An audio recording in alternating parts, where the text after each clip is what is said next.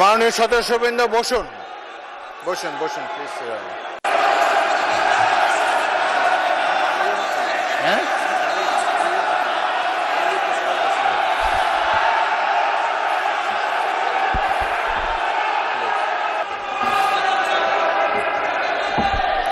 বসুন মাননীয় সদস্যবৃন্দ বসুন। 3রা ডিসেম্বর 1971 সনে আমাদেরকে সহযোগী করার জন্য অংশগ্রহণ করেছিল এবং তার হাজার হাজার সৈন্য এই মাটিতে রক্ত দিয়ে গেছে। এবং যে ইন্ডিয়া আমাদের দেশের স্বাধীনতার জন্য বঙ্গোপসাগরে যে 7ম নৌবহর এসেছিল, আমেরিকার বিশ্বযুদ্ধের রিস্ক নিয়েছিল, আমাদের জন্য সোভিয়েত ইউনিয়ন বদস তিনটা ভেটু দিয়েছিল, তা না হলে আমাদের দেশ স্বাধীন হতো কিনা সন্দেহ ছিল। সেই মুক্তিযুদ্ধের সঙ্গে যখন 1 মাসের গণ আন্দোলনকে তুলনা করা হয়, তখন মুক্তিযুদ্ধকে ছোট করা হয়। আমি মনে মনে ভাবি হয়তোবা আমি মরে গেলেই ভালো হতো। আমি আজকে আপনাদের কাছে প্রশ্ন রাখতে চাই, 5ই আগস্টের পরে কি হলো? আমাকে একটু 5ই আগস্টের পরে কি হলো আপনারা জানেন। এইখানে ইউনূস সরকার ছিল, আমি শিল্পকলার সামনে থাকি, একটা গান হইতে পারে নাই, একটা নাটক হইতে পারে নাই, একটা লালনের গীতি হইতে পারে নাই, একটা বাউল গান হইতে পারে নাই। সব কিছু কালো শক্তি ধ্বংস করে দিয়েছিল। তারা বলেছিল কোন মুক্তিযুদ্ধ হয় নাই, 47-এর যুদ্ধ হয়েছে, আর 24-এর যুদ্ধ হয়েছে, আর 71-এ গন্ডগোল হয়েছে। সেই দিন মুক্তিযোদ্ধা হিসাবে আমি বলেছিলাম, আমি বলতে পারবো কিনা কথাটা আপনি, এই আলবদর রাজাকারের বাচ্চারা, এখনো কিন্তু ফজলুর রহমানদের মতো মুক্তিযোদ্ধারা জীবিত আছে। এই দেশে মুক্তিযুদ্ধ হয়েছে, মুক্তিযুদ্ধ সত্য, 30 লক্ষ লোক জীবন দিয়েছে, এটাও সত্য। এই যুদ্ধের মধ্য দিয়ে আমরা সেদিন তাদের সঙ্গে যুদ্ধ করেছি। আমার বাড়ির সামনে মব হয়েছে আমাকে হত্যা করার জন্য। সেদিন আমি আজকের পুলিশকে ধন্যবাদ দিব, আজকের মিলিটারিকে ধন্যবাদ দিব। 10 মিনিটের মধ্যে আমার বাড়ির সামনে তারা গিয়ে উপস্থিত হয়েছে আমাকে বাঁচানোর জন্য। অনেক চক্রান্তের মধ্য দিয়ে ইলেকশন হয়েছে। সেই ইলেকশনে তারা কি করেছে, আজকে যারা আমার ডান দিকে বসে আছে তারা কি করেছে, একদিন তো আমরা ভাই ছিলাম নাকি? তারা যা করেছে সেটা কল্পনা করার মতো না। যত চক্রান্ত করেছে, সেই চক্রান্তের ভিতর দিয়ে যখন তারা প্রচার করতে শুরু করলো তারা বাংলায় 2/3 মেজরিটি পেয়ে তারা পাস করবে, আমি হতবাগা ফজলুর রহমান বলেছিলাম জামাত জোট যদি মেজরিটি পায় তাহলে আমি বিষ খাবো। এই কথাটা আমি বলেছিলাম, আমি বিষ খাবো। হ্যাঁ, কথাটা সত্য, আমি বলে যাচ্ছি।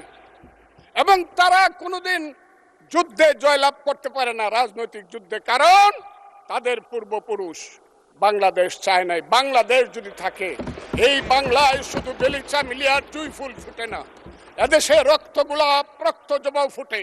এদেশের জঙ্গলে শুধু কোকিল ডাকে না, এদেশের জঙ্গলে রয়্যাল বেঙ্গল টাইগারও থাকে।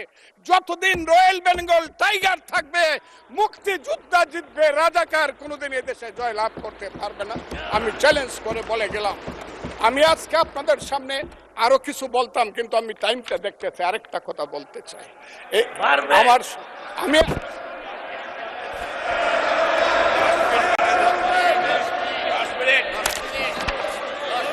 আমাকে 5 মিনিট সময় দেন, আমি শেষ করে ফেলবো। আমি আজকে আপনার সামনে শুধু বলতে এসেছি। মাননীয় সদস্য, আরো 3 মিনিট দেওয়া হলো আপনাকে। আমি বলতে এসেছি, হ্যাঁ, আমার বক্তব্যের পরে বলবে আমরা কি মুক্তিযুদ্ধ করি নাই।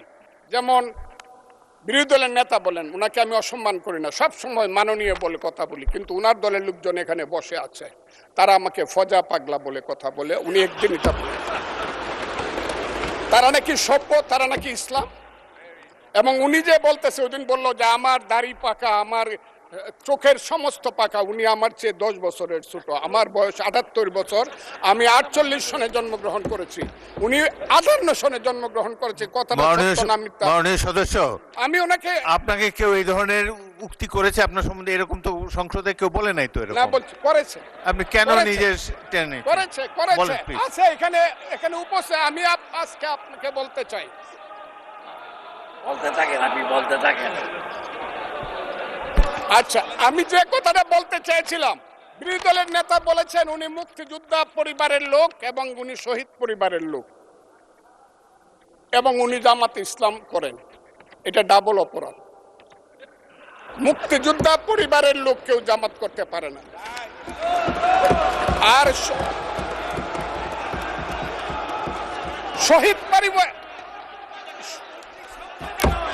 শহীদ পরিবারের লোক,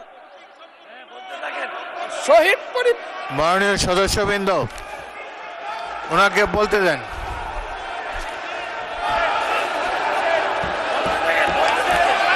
মাননীয় সদস্যবৃন্দ, অর্ডার। আপনারা শৃঙ্খলা রক্ষা করুন। মাননীয় সদস্যবৃন্দ, সংসদে শৃঙ্খলা রক্ষা করুন। মাননীয় সদস্য ফজলুর রহমান, আপনি শেষ করুন, কষ্ট পাইতেছেন, বক্তব্য শেষ করুন। আমি আবারও বলে রাখলাম, শহীদ পরিবারের লোক তো জামাত করতেই পারে না, আর জামাত করলে ডাবল অপরাধ করতেছে।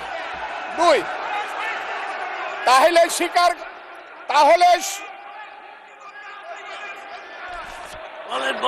আমি আপনাদেরকে বলি, মাননীয় সদস্যবৃন্দ, আমি এক সেকেন্ড, মাননীয় সদস্য ফজলুর রহমান বসেন।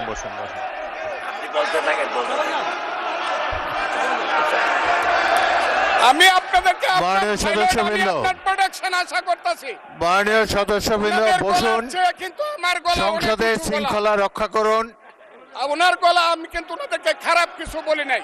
বসেন।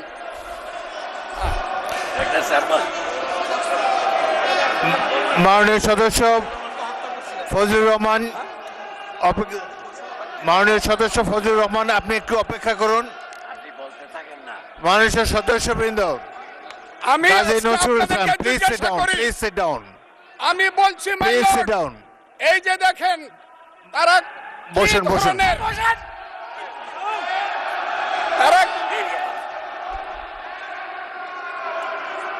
তারা কি ধরনের আচরণ করছে? আচ্ছা, আজকে তাদেরকে মাননীয় সদস্যবৃন্দ, একটু মনোযোগ দিয়ে আমার কথাটি শোনার চেষ্টা করুন।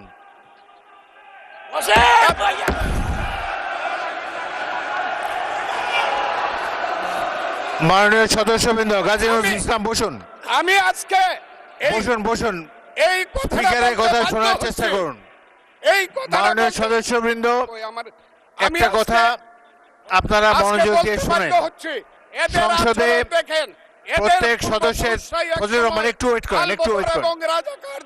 মাননীয় সদস্য ফজলুর রহমান ওয়েট করেন। Hold on for a second, একটু অপেক্ষা করুন। আমাদের নেতা জিয়াউর রহমানকে পাইলো এরা হত্যা করতো 16 ডিসেম্বরের আগে। মাননীয় সদস্য ফজলুর রহমান অপেক্ষা করুন। আমার শেষ, আমাকে হোল্ড অন ফর 2 মিনিটস। দেখেন, ডিস্টার্ব, আমি আর তাদেরকে বল।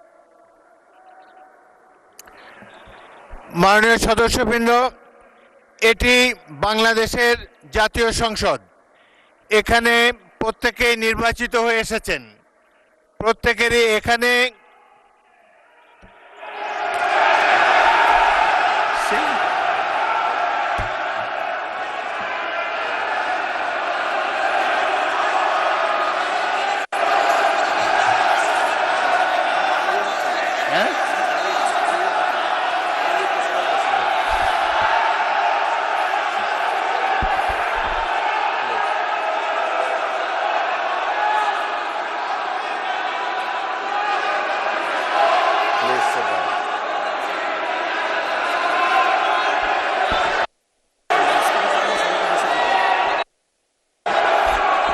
মাননীয় সদস্যবৃন্দ,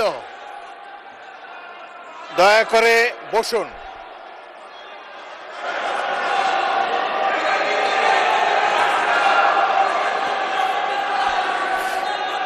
মাননীয় সদস্যবৃন্দ বসুন।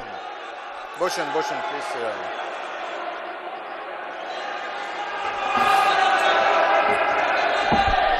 বসুন, মাননীয় সদস্যবৃন্দ বসুন।